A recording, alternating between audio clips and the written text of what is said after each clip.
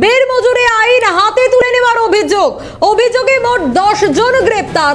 অভিযুক্তদের বসিরহাট আদালতে পাঠানো হয়। আরো বিস্তারিত জানবো, শামীম আমাদের প্রতিনিধি রয়েছেন আমাদের সঙ্গে টেলিফোনে। শামীম, আইন হাতে তুলে নেওয়ার অভিযোগ, কি করেছিলেন তারা? একেবারে সন্দেশখালী এলাকায় যে ঘটনা, একেবারে উত্তপ্ত পরিস্থিতি তৈরি হয় সন্দেশখালীর বেলমজুর এলাকা।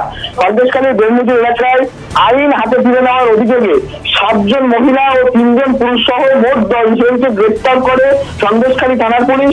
এদিন সকালে অর্থাৎ আজ সকালে বসিরহাট মহকুমা আদালতে পাঠানো হলে এখনো পর্যন্ত বিচার চলছে এই 10 জনের। তবে মনে করা হচ্ছে সন্দেশখালী যে বেলমজুর এলাকায় সেখানে কিন্তু তৃণমূল নেতা অজিত মাইতি সহ বিভিন্ন তৃণমূল নেতৃত্বদের বাড়িতে ভাঙচুর সহ একাধিক অভিযোগ এই 10 জনের বিরুদ্ধে। তবে এলাকার উত্তপ্ত পরিস্থিতি তৈরি করার অপরাধে কিন্তু সন্দেশখালী থানার পুলিশ 7 জন মহিলা এবং 3 জন পুরুষ সহ মোট 10 জনকে গ্রেফতার করে এবং আজ বসিরহাট মহকুমা আদালতে পাঠিয়েছে সন্দেশখালী থানার পুলিশ। ধন্যবাদ। সেক্ষেত্রে শামীম, যে বিষয়টা উঠে আসছে, আইন হাতে তুলে নেওয়ার অভিযোগ যেরকম, এই মুহূর্তে বেলমজুরির পরিস্থিতি কি?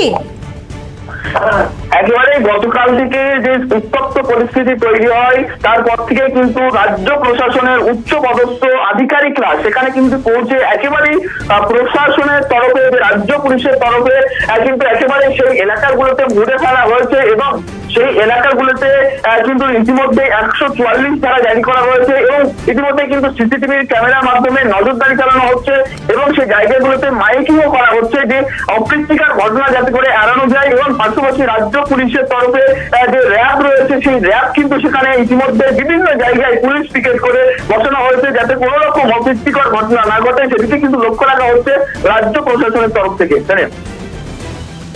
ধন্যবাদ শামীম।